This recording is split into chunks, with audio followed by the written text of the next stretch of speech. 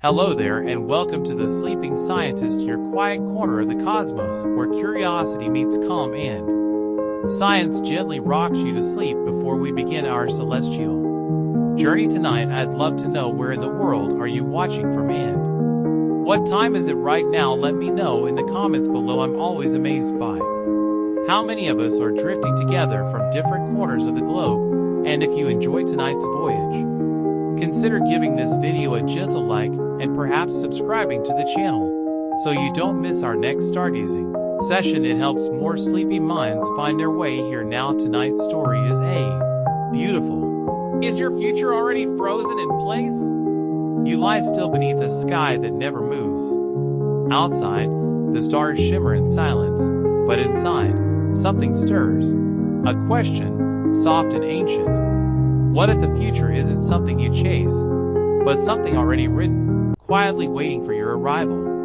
What if time doesn't flow forward like a river, but stands still, like a map, with every step you'll take already there, just hidden in the fog? Tonight, we begin a gentle journey through the fabric of time itself. No rush, no answers needed, only the rhythm of your breath, and the mystery that maybe, just maybe, your future is already part of the now. What quantum paradoxes keep physicists awake at night? Cyclone Chapter 1, The World Beneath What You See. You close your eyes, but the world beneath doesn't sleep. Atoms shimmer, particles hum with unknowable motion. The ordinary dissolves into the strange, the certain into the uncertain. Tonight, you step into a world that behaves like a whisper. And you begin to wonder, can anything ever truly be still?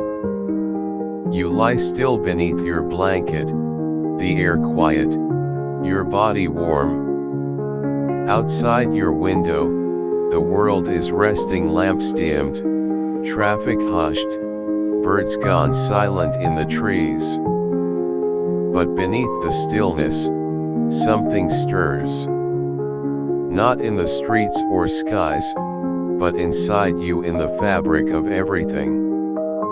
Your body feels still. The room is calm. But at the smallest scale, beneath the surface of skin and breath and thought, particles are moving, dancing without rhythm, without rest. You are made of atoms. And atoms are not still things. They are built from emptiness and energy, a nucleus surrounded by probability. A cloud of maybes orbiting a heart of maybe something. Imagine looking deeper. Beyond skin, past cells, beneath molecules. You float inward, drifting through the soft warmth of your own being. As if your consciousness could ride on a gentle tide into the subatomic. You pass proteins, twist through spirals of DNA. Then deeper past water molecules, carbon chains, ions drifting in electric silence. And finally, you see them, atoms, flickering like stars in a thickening fog. They shimmer, not like marbles, but like questions. They don't sit still. Even in this bedtime quiet, even inside your resting muscles, they move. Some spin. Some vibrate. Some blink into being only when watched. It is a world where certainty fades, where here and there dissolve. This is the quantum world. A place where particles don't behave like pebbles, but like whispers. Like sighs in the dark. Sometimes they are particles. Sometimes they are waves. Sometimes they are neither, just a presence, waiting to become. You drift through this soft chaos, weightless in thought. One electron passes, not along a single path, but across many. It could be anywhere. And maybe it is. Until you ask. In this world, to ask is to shape. To wonder is to change. To observe is to collapse the infinite into one. The act of looking narrows reality into a choice. But before the glance, all possibilities hum together, overlapping like chords in music. You float alongside a photon, a packet of light.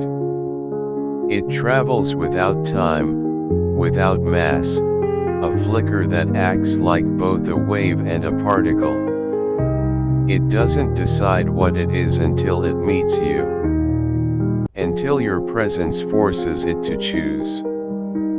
You think of your breathing, the rise and fall.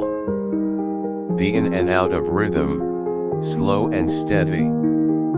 Even here, at rest, your lungs move molecules in and out. Each breath touching the same invisible world. Everything around you, and within you, follows quantum rules that break our sense of logic. A particle can be in two places at once. It can tunnel through walls. It can affect another particle halfway across the galaxy. Instantly, as if space were only an idea, not a distance. You turn gently on your side. Your thoughts like leaves floating on a quiet stream. You remember that the screen of stillness you see, the wall, the lamp, the curve of your hand, is not what it seems. Every object, every piece of matter, is alive with invisible motion. Nothing is truly still. Stillness is a feeling, not a fact. You imagine an atom inside your hand. The nucleus is tiny, dense like a marble in the center of a football field. The electrons, just a mist. A cloud that might be near or far, fast or slow, or something in between. If the atom were a room, it would be almost entirely empty. But this emptiness holds energy, potential, vibration. Even in darkness, it sings. And it's not just the physical things.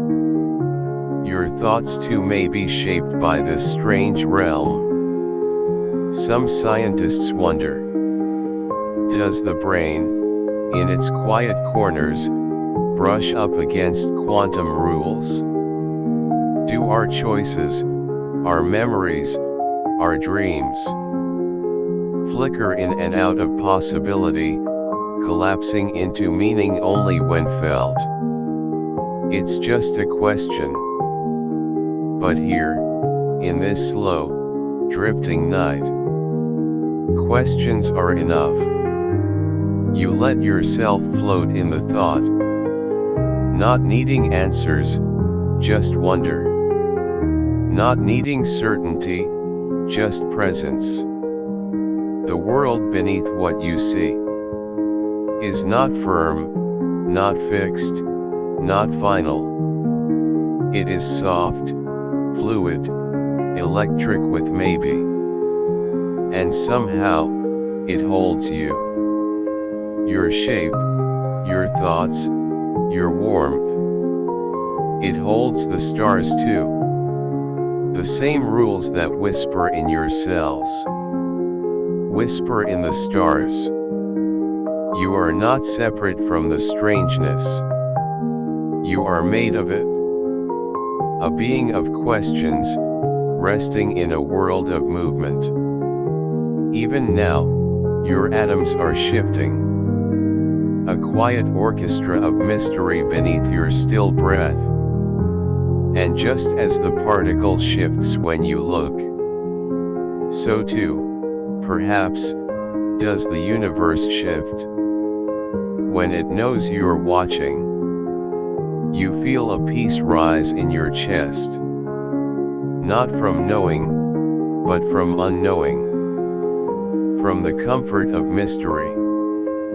From the beauty of what hums beneath all things. Because if reality is built from uncertainty, then perhaps your place in it is not to control but to feel. Not to grasp but to float. And so, you float. Letting go of solid things, you drift towards something even stranger. A cat, a box, and a paradox that lives between yes and no. Cat Black Large Square Chapter 2, Schrodinger's Cat and the Curtain of Maybe. A cat both lives and dies in a box that's never fully closed. You open the lid not with your hands, but with your knowing. What's real? What waits in the space between decision and discovery? In quantum physics, possibilities wait to become. And your attention might be the key. You lie in the hush of the night. The hum of distant traffic fading. The world narrowing to breath, to stillness, to thought. And somewhere in that quiet, a box sits. Closed. Silent. Perfectly still. Inside the box, a cat. Not an ordinary cat, but a creature caught in a question. It lives. And it dies. At the same time. You don't see it. You can't touch it. But you know the box is there in your mind, in theory. In the thought experiment that unsettled even Einstein. This is Schrodinger's cat. Perhaps the most famous cat to never exist. And yet, its paradox has rippled through time. Through textbooks, through late-night whispers in physics halls. Through your own wondering, now. Inside the box, a particle may decay, or not. If it does, a vial breaks. Poison releases. The cat dies. If it doesn't, the cat lives. Simple rules. One particle. One life. But here's where quantum theory casts its shadow. Until you open the box, the particle is both decayed and intact. The poison is both spilled and sealed. The cat is both dead and alive. It exists in a superposition, a blend of realities, a twilight between opposites. Not maybe dead, not maybe alive, but both layered, like chords in a haunting song. You turn gently in your bed, feeling the pull of that idea, because it defies what you know. It challenges what feels certain. In your world, things either are or are not. A coin lands heads or tails. The sun rises or it doesn't. You speak, or stay silent. But in the quantum world, possibility doesn't collapse until observed. Reality waits for attention. It hovers in uncertainty, like mist before it chooses to rain. And so the box waits.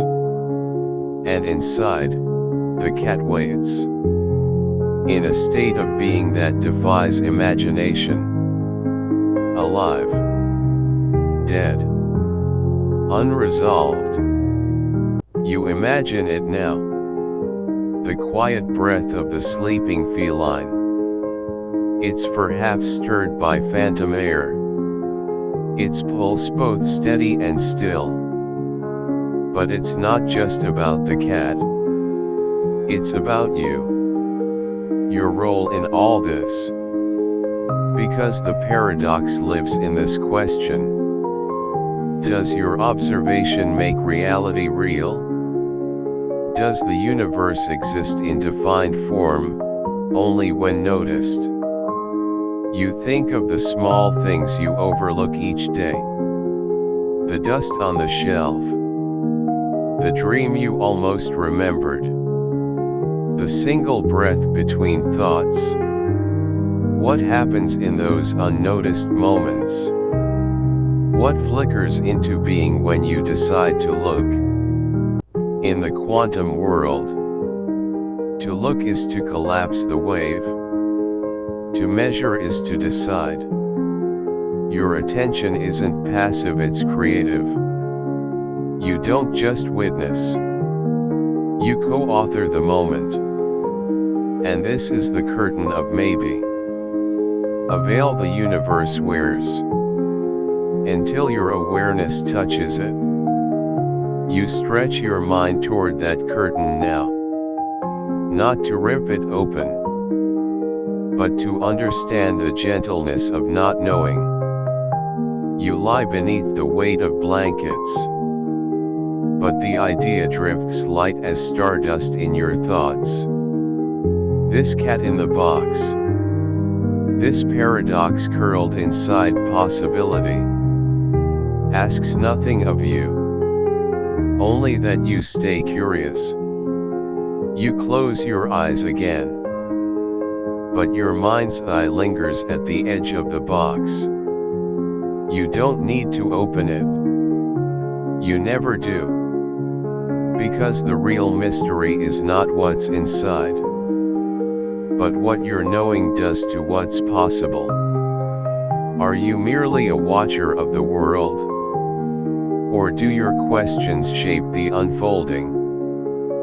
Scientists have debated this for nearly a century. Some say the cat is just a metaphor. That superposition applies only to particles, not creatures. Others say it reveals something deeper. That reality is not a thing, but a process. A delicate dance between what is and what is noticed.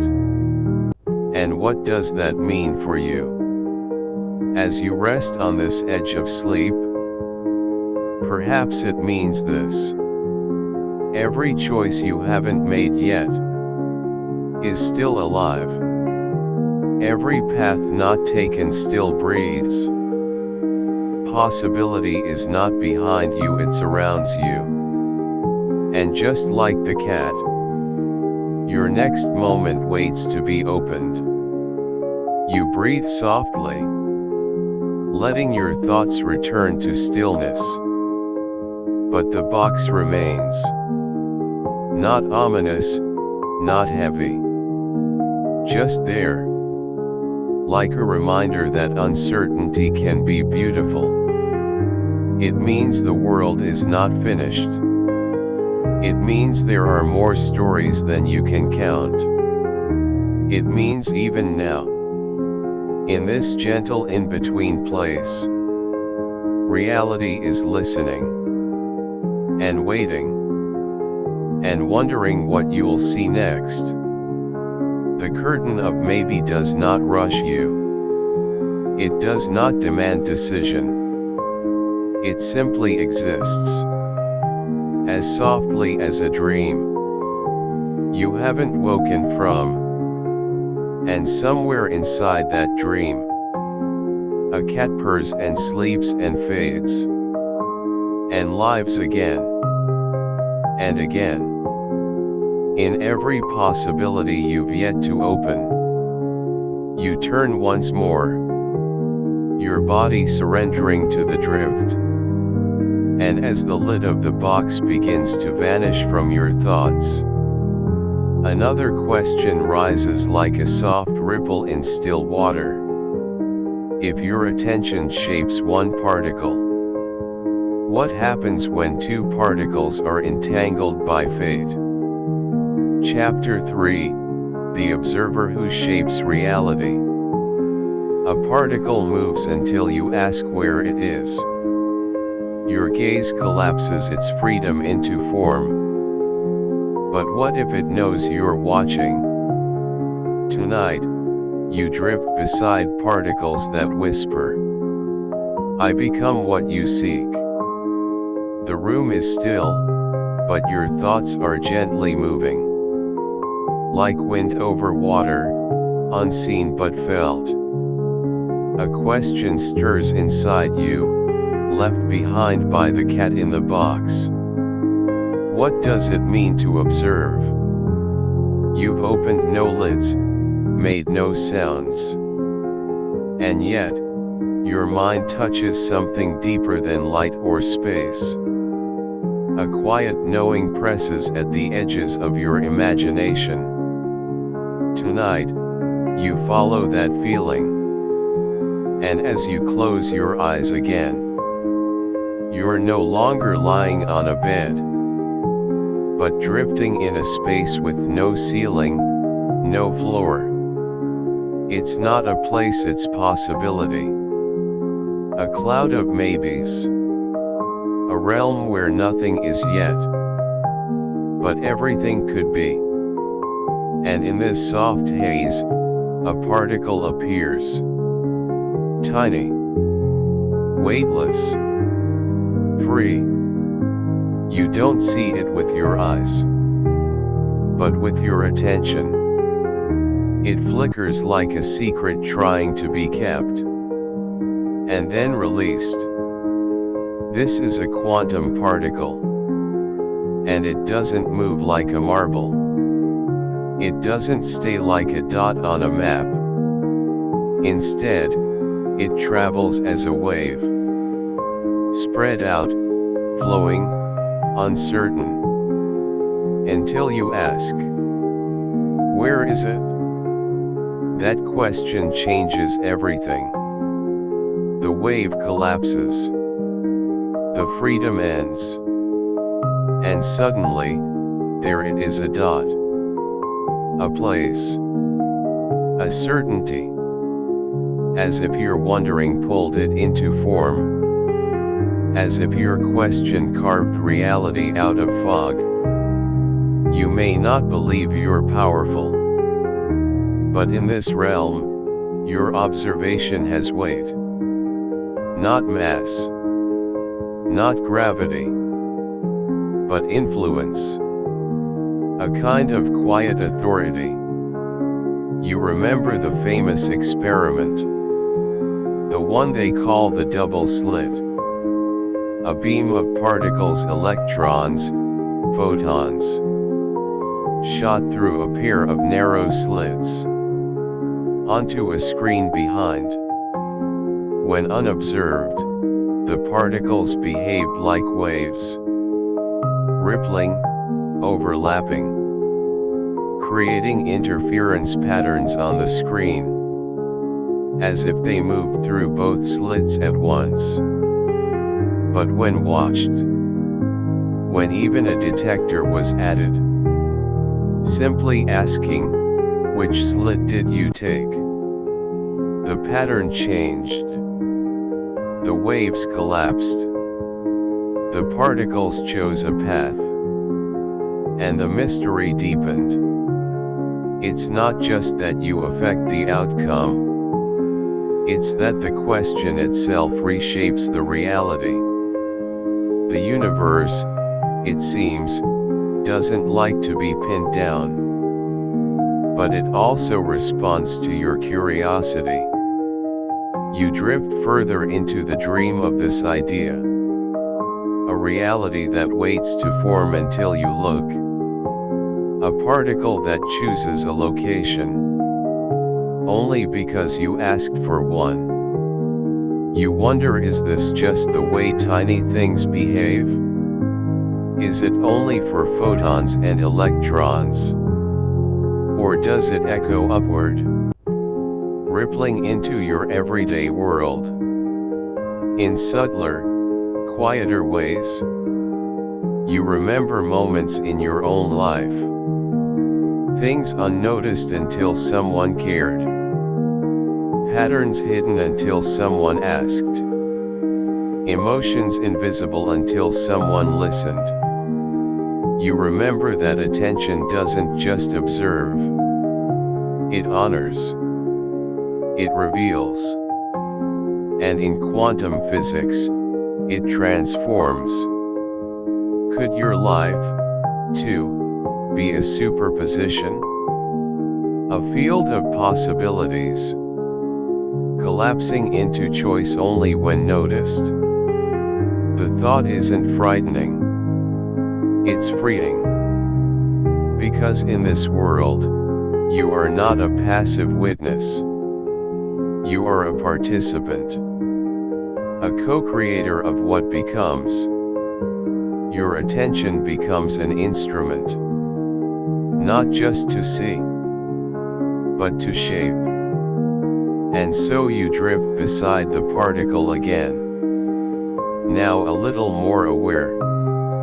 Noticing its shimmer, its freedom. Its playful refusal to be pinned until asked. It dances in the maybe. And maybe, so do you.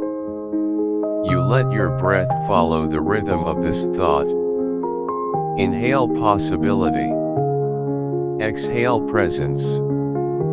And between the two, the moment collapses into reality. The old physicists used to argue about this. Einstein called it incomplete. Bohr called it profound. They debated not the math, but the meaning. Because deep down, everyone knew the equations worked. But the story they told was strange. Too strange. Almost spiritual. Does the universe need a witness? Does reality require relationship? Is the observer not outside the world, but woven into its very becoming? You let the questions pass like wind, without the need to catch them. They're not for solving tonight. They're for wondering, for resting inside. You turn your head gently on the pillow. The world feels softer. The edges round. Even your own thoughts seem to hum, with a quieter kind of clarity. Because if observation changes reality, then silence might be a kind of power too. The power to let be. The power to allow becoming. Without judgment. Without need. You picture a single photon again, hovering in that wave of maybe. And you don't ask anything of it. You just let it drift. Unwatched. Unforced. Free. And for a moment, you feel what the quantum world might feel like. Unmeasured, undivided, whole. You return to your body, to the weight of your blanket, to the shape of your own breath. And yet, something inside you feels different. Less certain, maybe, but more alive, more aware. Because you understand now. Not with logic, but with feeling. That the universe becomes what we seek. And that your seeking matters. You close your eyes. Not to shut out the world, but to become part of the question again. To rest inside the wonder. To release control. and float in the wave of what could be. And somewhere, just before sleep, you feel two particles, half the universe apart, respond to each other in silence. One moves, the other stirs, and distance forgets itself, and time forgets to tick. You wonder, softly, what invisible threads connect us all? What bond could stretch across the void, and still hold true? Chapter 4, Entangled Across the Silence.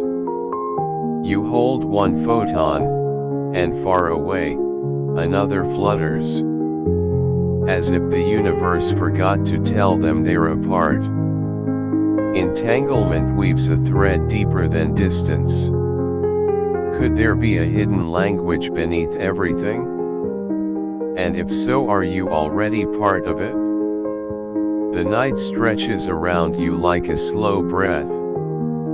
Your body is quiet, your thoughts like threads, gently unspooling. You feel no edges, no urgency, only drift. And in that drift, a connection begins to form. Not a sound, not a sight, but something stranger. A tug without tension, a presence without location.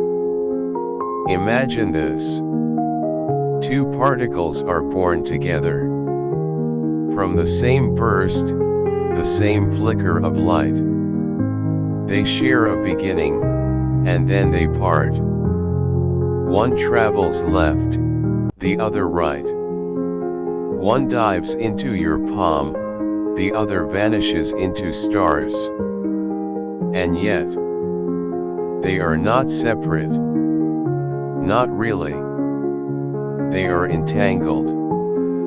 A word that sounds human, emotional, like vines or fates or friendships. And in a way, that's not wrong.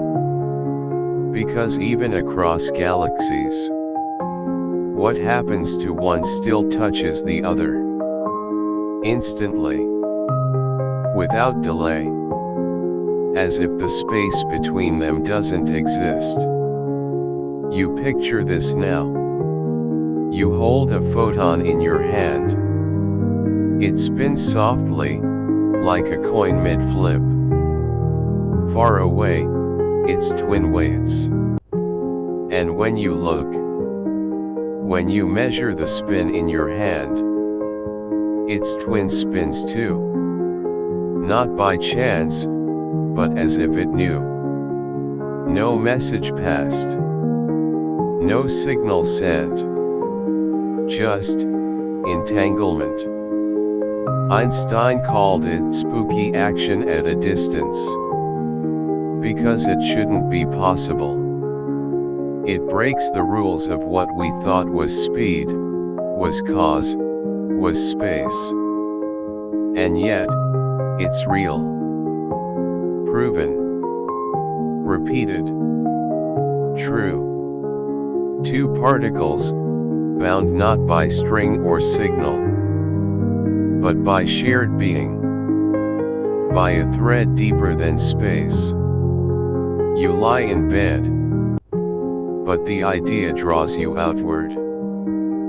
Past the walls, past the trees, into a sky thick with possibility. What if everything was once entangled?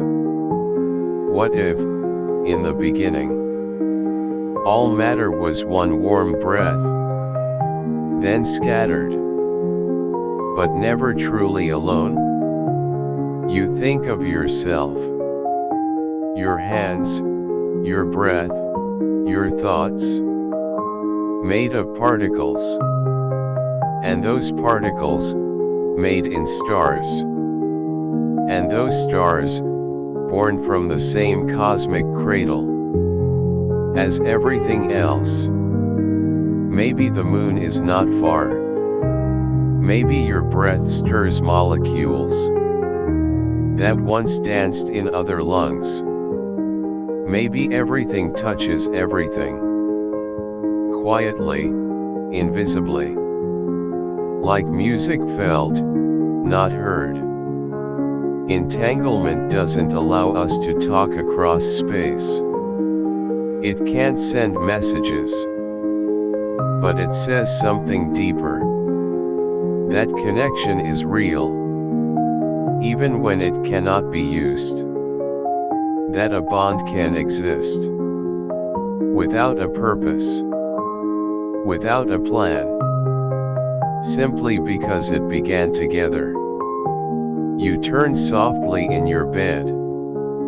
Somewhere in your body, particles hum that still remember each other from light years ago. You are not made of isolated pieces. You are a network, a tangle of histories, a quiet constellation of shared beginnings. This isn't magic. It's math. It's measurement. It's the strange, stubborn truth of a universe that allows things to be one without being near. You drift deeper, your mind loose like silk in water. What if you are entangled with someone, somewhere? What if each time you feel a sudden knowing, a tug of thought, a dream you didn't expect? It's not just chemistry, but memory of shared origins. You'll never know for sure. But maybe knowing isn't the point. Maybe feeling is enough. Entanglement asks no permission. It does not explain itself. It simply exists.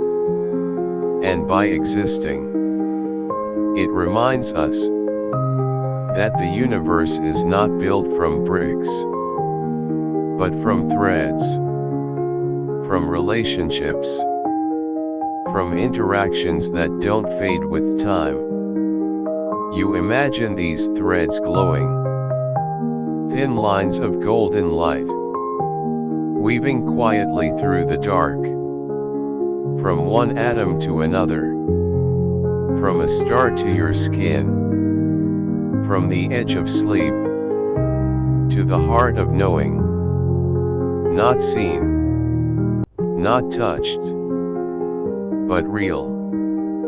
And tonight, you lie gently in their web.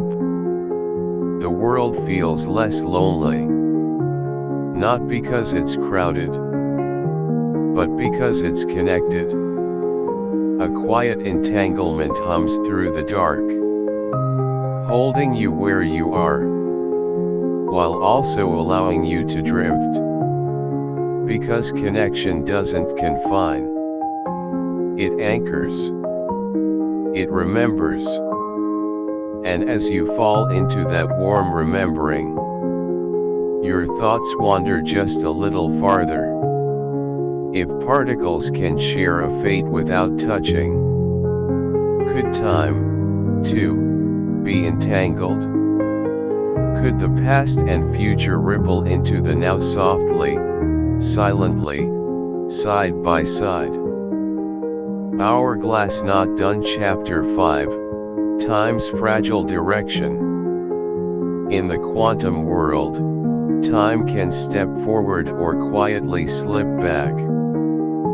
Particles don't mind if events reverse, but your memories do. You flow gently through the rules of now, before, and maybe. And wonder is the arrow of time drawn by your breath? Time surrounds you like a current. Slow, steady, invisible, always forward. Seconds fall like gentle drops, each one gone the moment it arrives. You breathe, and time moves. You close your eyes, and time carries you. That's how it feels, anyway. But tonight, you drift into a question. Does time always move forward? Or is that only how we remember it? You turn your head slightly, pillow warm beneath your cheek, and imagine a film playing in reverse. Rain returning to clouds, glass rising whole from shards, words unsaid, footsteps walking backward into yesterday. It seems wrong, unnatural, but in the quantum world, it isn't. Particles do not care about before or after. At the smallest scales, the rules of physics don't prefer direction. A process can unfold backward just as easily as forward. The math is clean, elegant, symmetric. Time flows both ways.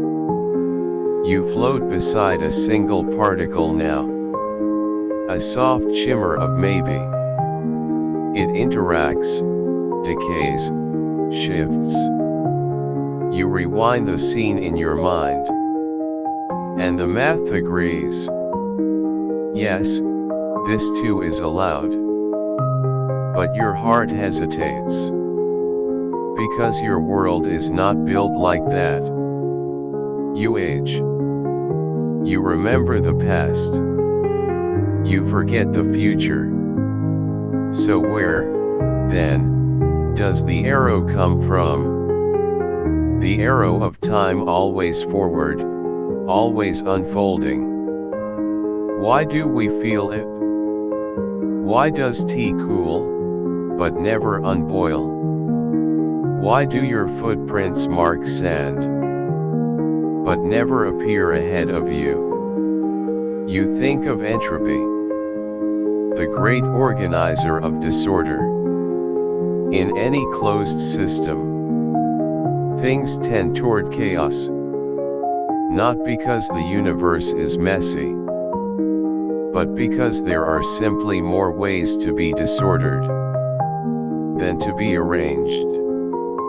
A deck of cards, perfectly stacked, can only become more random when shuffled.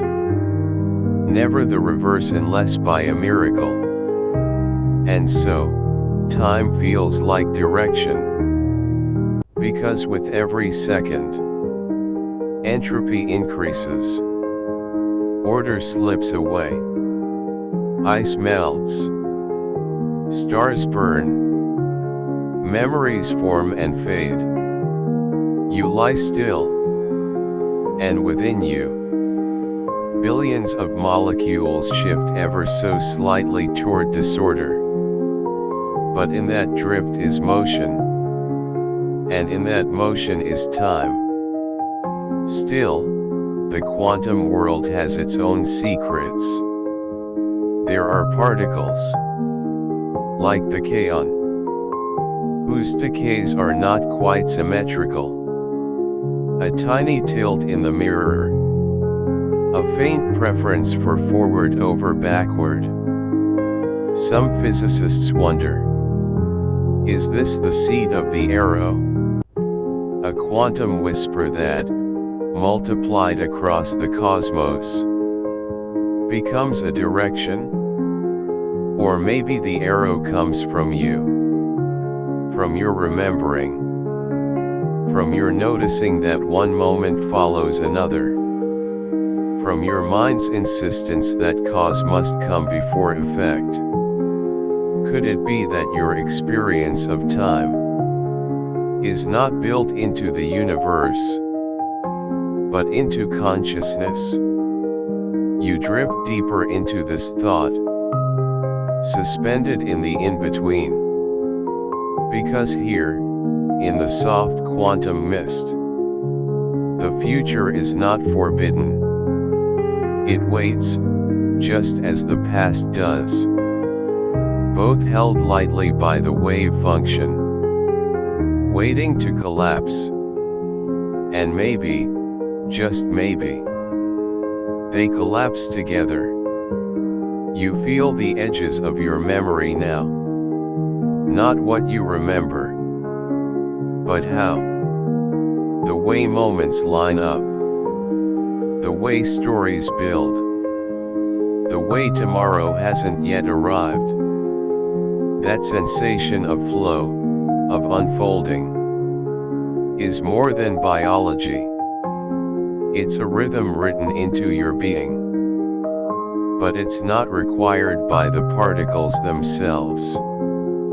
They can dance in either direction. And yet, when billions of them move together, as in a cup of tea, or a turning galaxy, or the steady beat of your heart, they choose forward. Or maybe forward chooses them. You turn again in bed, and feel the softness of now. This moment, quiet, unnoticed, real. And in this stillness, you wonder, what if now isn't a single point, but a smear, a shimmer across time's fabric, not unlike a particle across space? You imagine holding now in your hands, but it's slippery, like light, defined only when seen, gone as soon as touched. The quantum world has no clock hands, only probabilities, only potentials. Time does not tick, it waits. Until something interacts. Until something becomes. So maybe time isn't a flow at all. Maybe it's a field. And you are the one walking through it. You're not being carried forward. You are choosing forward. With every thought. With every breath. And in that choice, the arrow is born, not by physics alone, but by presence, by awareness. You pause in that knowing, still, safe, held by a truth that does not need proving. You are here, and now is enough. And yet, curiosity hums. Because time, even if felt, remains strange. What if it can be bent, stretched, slowed? What if, near a black hole, a moment stretches into hours? What if motion changes your pace through time? You recall the astronauts, those who've flown fast, close to light's limit, and returned a little younger. Not by magic, but by time dilation. And you begin to see, time is not rigid. It flows, but also bends. It stretches under gravity, shrinks under speed, like fabric pulled by stars, like breath slowed by sleep. You feel that dilation now, in this moment, stretched by calm, expanded by thought. Maybe bedtime is the truest time travel, not through machines, but through surrender. Because in this stillness, you escape the forward march. You float between seconds. You rest in a rhythm deeper than clocks. You let go of cause, effect, prediction, and become the breath that holds them. And just before sleep claims you, a final ripple rises in your mind. If time can bend, and direction is not fixed, then what truly separates now from then? And where, in all this bending, do you begin, and where do you return? Cyclone Chapter 6, The Identity of the Indistinct. What makes one particle different from another, if they are truly identical? In the quantum world, some things are so alike, they lose their names. You drift now through a realm where identity is soft, shared, and fluid. And in this sameness, something new begins to shimmer. A deeper sense of self, one that isn't separate at all. Sleep hasn't taken you fully yet, but you are far from where you began. Each chapter of thought a deeper drift, each question a doorway into stillness. And now you arrive in a place where even names fall silent. Imagine you are surrounded by particles. Dozens, hundreds, a quiet sea of them. They shimmer in the dark, each one a flicker of presence, a soft possibility. They're not rocks or marbles. They do not wear numbers. They do not say this one or that one. Because here's the truth. In the quantum world, some particles are truly identical. Not similar. Not twins. But indistinguishable in the purest sense. Switch any two, and nothing changes. The universe cannot tell them apart. Because there is no apart to tell. Electrons are like this. Each one hums with the same charge, spins with the same weightless grace. If one disappears and another appears elsewhere, no one, not even physics itself, can say if they are different or the same. Because in this space, identity dissolves. And yet, identity is how you know yourself. Your face. Your voice. The name whispered when you were born. But here, in this sea of sameness, you feel a different truth. That perhaps identity, too, is a matter of perspective. That perhaps being you is more about relationships than borders, more about motion than label, more about pattern than position. You breathe softly and wonder if every electron is the same. Is there only one? One particle, dancing everywhere at once. One presence, wearing many masks. The physicist John Wheeler once dreamed this. That perhaps every electron is just a single one, zigzagging through time, creating the illusion of many.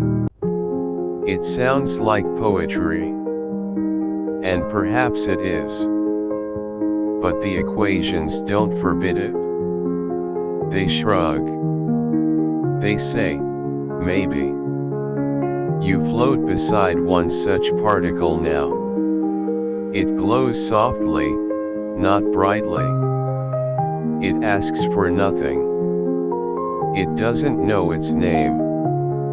It doesn't know if it's here or somewhere else pretending to be here. And in this ambiguity, you feel no fear, only peace. Because without separation, there is no loneliness. Without labels, There is no judgment. Only presence. Only being. Only this. You imagine again. If two electrons swap places, they do not leave footprints. No trail. No history. Just a rearranged silence. What does it mean? To exist without an edge? To be something not because of difference, but because of rhythm. Because of harmony. You think of sound now. How a note is not a thing, but a vibration. How it only lives in the space between silence. What if you are like that, too? Not a fixed thing, but a pattern, a resonance, a song sung for a while, in the fabric of the world. And when your voice quiets, others will sing, not in your place, but through your same thread of being. You are not erased. You are echoed. That's what quantum indistinguishability teaches. That identity isn't ownership. It's emergence. It's what happens when matter moves in rhythm, and space listens. You feel it now. Not in thought, but in stillness. A deep, slow certainty that being alive doesn't require being separate.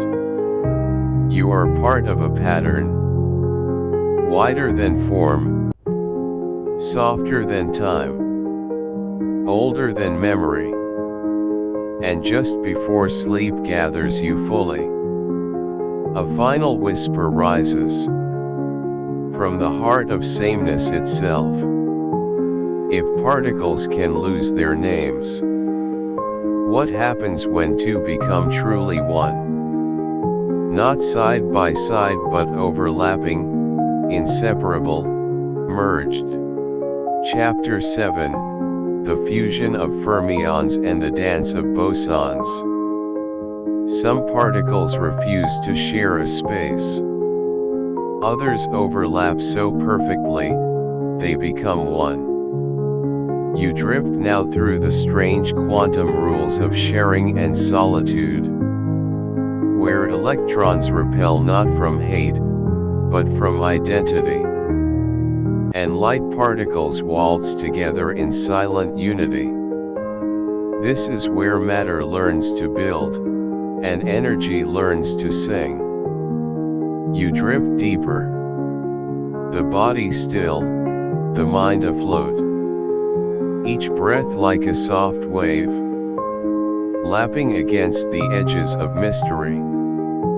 You remember what came before. Particles that lose their names, that swap places like whispers in a dream. But now you sense something more. Not just sameness, but behavior. The way particles move, not just what they are. And here, in the quiet folds of quantum space, you meet two kinds of beings: fermions and bosons. The first fermions are solitary. They do not like to overlap. They cannot share the same space, the same state. It's not anger. It's law. The Pauli exclusion principle. No two identical fermions may be in the same quantum state. Electrons are fermions. So are protons, neutrons. The particles that make you, you. That's why your body holds shape. Why your atoms don't collapse. Why you are here, not somewhere else. Because these particles say, I must be distinct. I cannot be where another is. You feel this as structure, as boundaries, as the quiet dignity of form. It's not rejection. It's architecture. Fermions build the bones of the universe by refusing to share. But then come the bosons, particles of light, force, and connection. Photons, gluons, the graceful graviton, perhaps. And these, they do not resist. They overlap. They merge. They amplify each other. Place one photon in a state, and others are drawn to follow. They want to be together, to echo, to synchronize. And this is why lasers exist. Because photons don't just coexist. They move in unison, like dancers, spinning in perfect rhythm, sharing the same pulse. You float between them now. The solitary fermions, the social bosons, and you feel something familiar. Because aren't you both, too? There are days you crave space, to define your edge, to say this is mine, to build the boundary of self. And other days, you dissolve into music, into laughter, into the shared breath of another human. You are sometimes fermion, sometimes boson, sometimes builder of walls, sometimes singer in the choir. The universe holds both truths, both needs, the need for structure, and the need for fusion. You imagine now, two electrons approaching. They slow, sense one another. And though they are alike, they veer apart. Each insists on space. Then you picture two photons. They meet and intertwine. They don't compete. They become a single thread of brightness, moving as one. The rules are written deep, not in stone, but in spin. Fermions spin in half steps, bosons in whole. It's not motion, it's character. A signature the universe never forgets. You smile softly, because this is the gentle genius of the cosmos. Particles are not just what they are how they relate. You wonder now, what if these rules echo upward? Not just in atoms, but in emotions, in people. Some of us need solitude to hold our shape. Others bloom in shared space. And sometimes we change. From fermion to boson. From builder to bridge. You rest in this thought, letting it settle. Not every being needs the same kind of closeness. Some truths are built by separation, others by union. And both are beautiful. You feel it now in your own body. Electrons locked in place, defining the shape of your bones, your eyes, your hands on the blanket, and around you. Light flows, bosons brushing your skin as warmth, as silence, as the memory of stars. Because photons, the bosons of light, were born when the universe first glowed.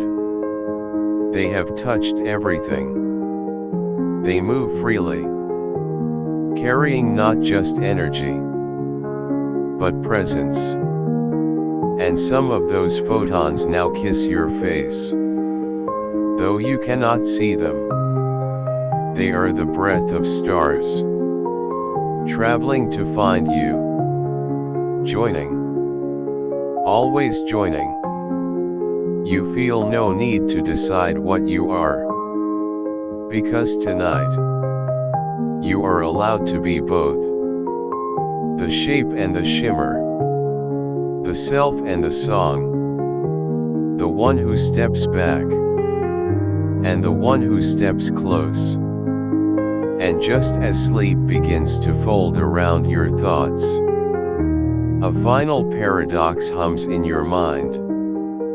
If some particles repel, and others merge, what happens when two states both exist, not one or the other, but both? Can something be true and false at the same time? Chapter 8, The Quantum Logic of Maybe. In the quantum world, truth is not a switch, it's a shimmer. A cat can be alive and not alive. A particle here and not here. Tonight, you drift through the strange land between yes and no, where maybe is not confusion, but clarity at rest. The night holds you softly now. You are neither fully awake nor fully asleep, suspended in a space where opposites blur. Between day and dream, sound and silence, thought and feeling. It is here that you begin to understand quantum logic. Not the logic of computers and clocks, but the quiet, trembling logic of maybe. You recall the famous cat, Schrödinger's cat, sealed in a box, tied to a particle's fate. Is it alive or dead? Before you look, before you open the lid, the answer is not known. But more strangely, the answer does not exist. Not yet. Not until observation. In the world you know, things are either true or false. Yes or no. Up or down. But in the quantum world, truth can rest in superposition. Not here or there, but both. You picture a particle now, drifting in the dark. It does not commit. It does not decide. It holds all possibilities at once. As if wrapped in fog. As if every version of its story waits patiently for your attention.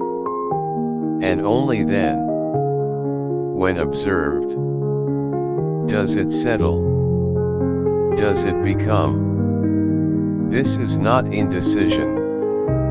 It is a deeper kind of presence. A readiness to become many things. Until the moment calls one forth.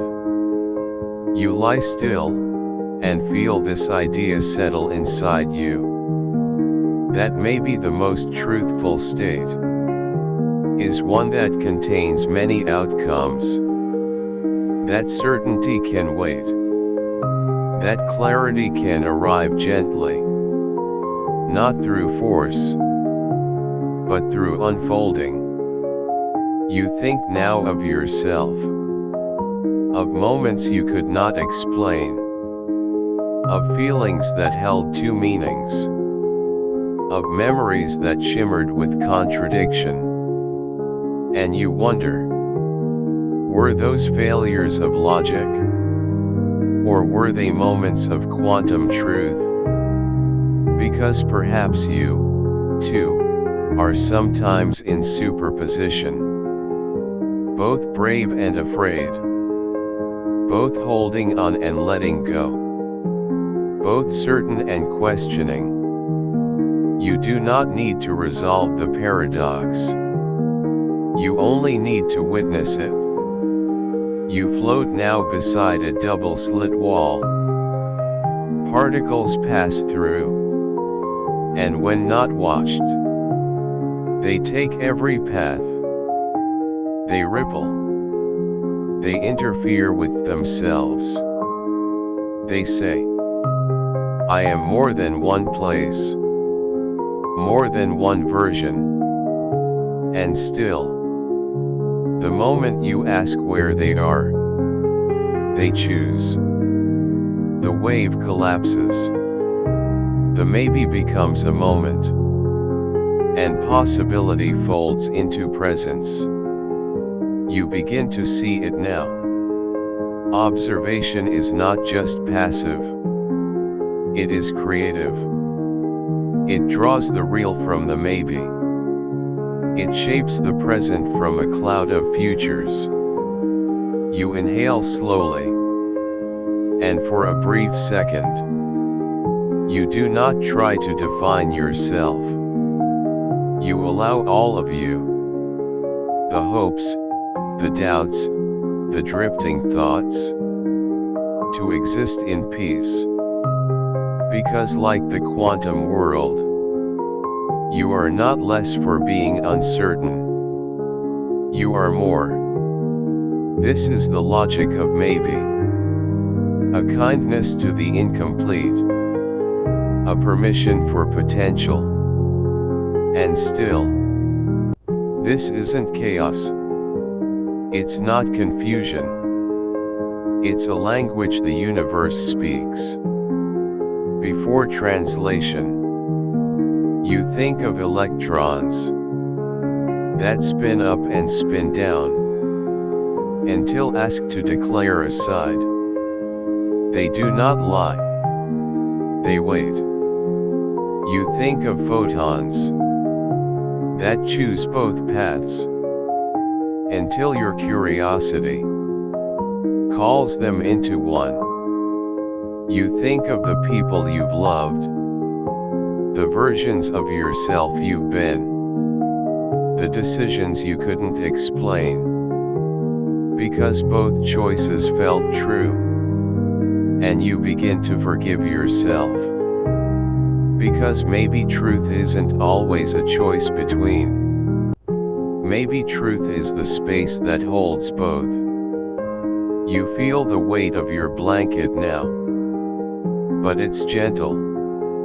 Like the weight of resting inside a question. You do not need to decide everything. You do not need to name every feeling. Some things can be both. Some things can wait. The quantum world survives just fine. With maybe. With superposition. With truths that bloom only when seen. You turn your head slightly. And your pillow welcomes the shape. No resistance. Just softness. And you understand now. The universe doesn't always rush to define. It pauses. It prepares. It holds a shimmer of maybes. Until the moment is ready. Just before sleep begins to dissolve you. You feel a new paradox rise. Not a problem, but a poem. If something can be in two states at once, what happens when those states interfere? When possibility meets itself and creates a new pattern? Chapter 9, Interference when Possibilities Collide. In the quantum world, particles take all paths until the moment of truth. But when possibilities meet, they don't just add, they ripple. Like waves overlapping in silence, they shape what can be. Tonight, you float through this dance of options, where existence forms not from one line, but from the chorus of many. Your body is still. Your mind, softened like twilight mist. And now, you drift deeper into the space between certainty and wonder. The last chapter held you in maybe, in superposition, where a particle is not this or that, but gently both. But tonight, the question deepens. What happens when all those possibilities touch? When they overlap, intertwine, interfere? You float now before a wall, a quiet stage for a timeless experiment. A beam of particles approaches, one by one. A single slit opens, they pass through. A pattern forms, predictable, clean. Now two slits open. Still, they arrive one at a time. No crowd, no chaos. Yet slowly, they paint something strange. A wave pattern. Bright lines. Dark shadows. Ripples from particles that never met, yet seem to talk to each other. This is interference. Not of objects, but of possibilities. Of paths not taken, still leaving their mark. Each particle takes every path. Left, right, both. Each one a whisper of maybe. And when all those whispers meet, they don't simply stack. They shape. They sculpt what will be seen. Some paths cancel. Waves meeting out of phase, erasing each other. Others amplify, combining into brightness, becoming more together than alone. You watch this dance, not as an outsider, but as someone who understands what it means to hold multiple truths. Because you, too, have lived with paths not taken, choices undone, versions of yourself that only existed in dreams.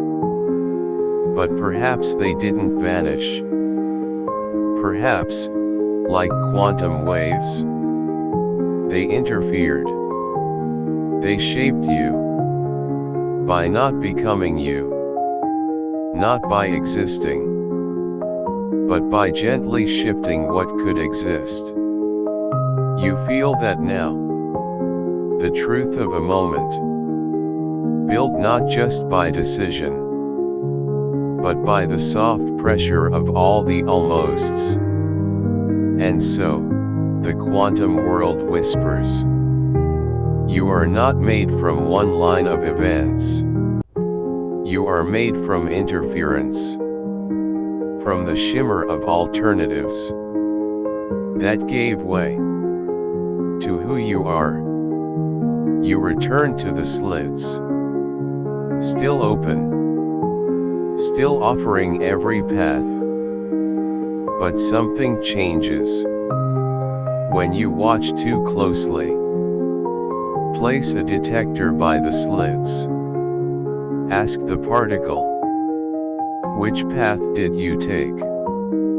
And suddenly, the interference vanishes. The wave collapses. The pattern fades.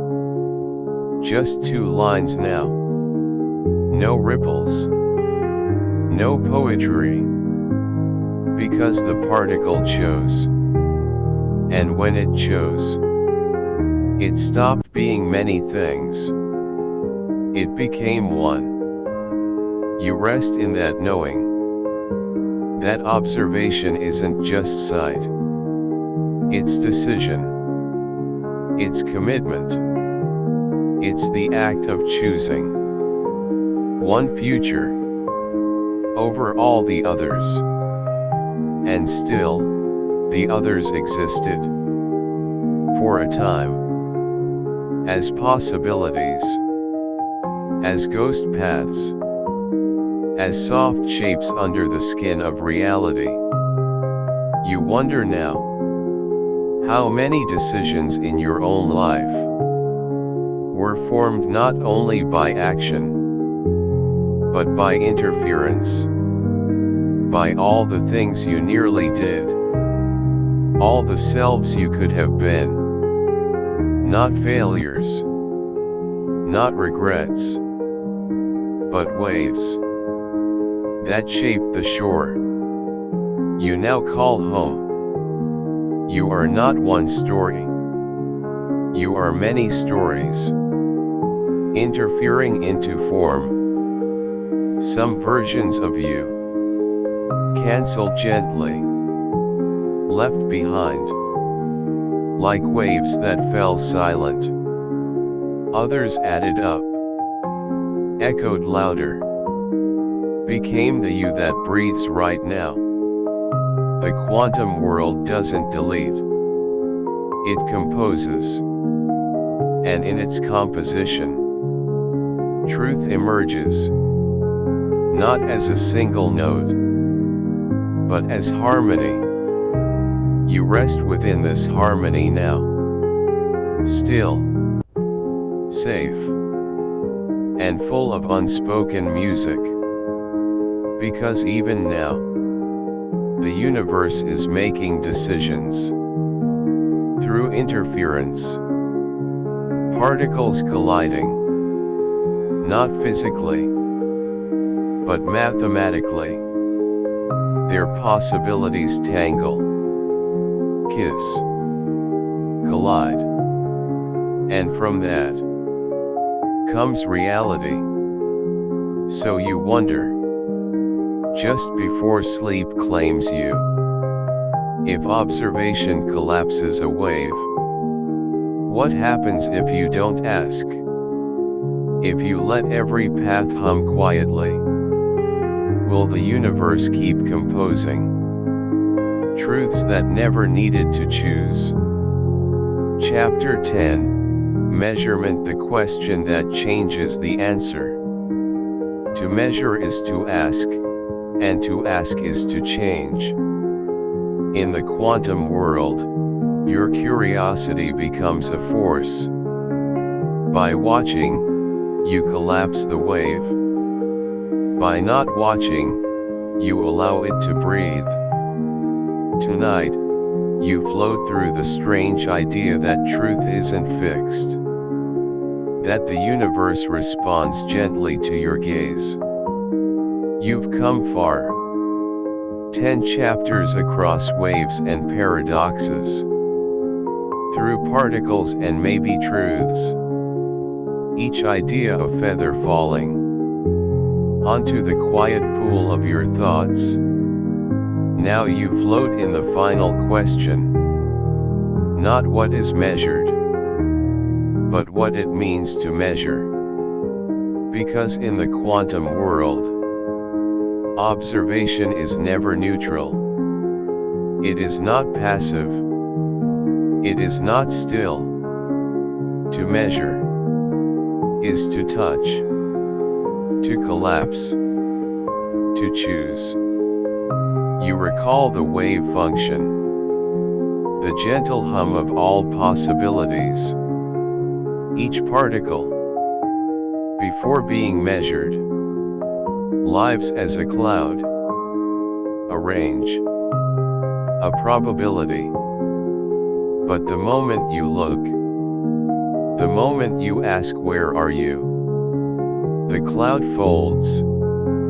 The many becomes one. The wave becomes a point. Why? No one fully knows. That's the paradox. Measurement isn't just seeing. It's interacting. It's the universe saying, now, I must decide. And in that decision, reality crystallizes. Before that, only shimmer, only potential. You lie in stillness, and feel this in your breath. How some things only become clear when you ask, and how asking changes what you're asking about. It's like a dream. Try too hard to control it, and it fades. But observe softly, and it reveals itself. Not because you forced it, but because you listened. That's what the quantum world teaches. Your attention matters. You are not a spectator. You are a participant. A thread in the weaving. Not just watching the loom. Even deciding to measure. Even setting up the experiment. Begins to bend the outcome. Your intention becomes part of the equation. And yet, this isn't power. It's intimacy. It's a shared dance between the knower and the known. You think again of the double slit. How particles ripple with possibility until they are watched. And then they become something else entirely. Not lies. Not mistakes. Just truths shaped by your question. So you begin to wonder, what if your life is like that, too? What if asking who am I collapses the wave of becoming? What if naming a moment gives it shape, but also limits it? You feel it now. How many things you've measured, and how many you've left unasked. Some paths stayed open because you didn't demand certainty. Some truths arrived only when you were ready to receive. You think of the people you love, how they change when seen a certain way, how your view is not just a mirror, but a brush stroke on the canvas of connection. This is the tenderness of quantum measurement. Not that you control, but that you participate. Your questions carry weight. They stir the field. They ripple the calm. And yet, there's something beautiful in this. Because it means the universe isn't indifferent. It means the fabric of reality listens. Not like a mind, but like a song. Always responding to the notes you choose. So you rest now. Not seeking answers, but marveling at the questions. You are not outside this mystery. You are inside it. A part of it. An experiment that touches itself. And in this final thought, you return to sleep. Not as a break from knowing, but as a deeper way to understand. Because in sleep, you stop measuring. You stop collapsing the wave. And your dreams, they bloom from superposition. from the space where all paths still exist, where you are everything you might be, and every question is still forming. You exhale softly, letting go of what is, letting in what may be, and just before you drift fully away, a final whisper comes. If every question changes the answer, then what happens? When you ask nothing at all, and simply let the universe unfold,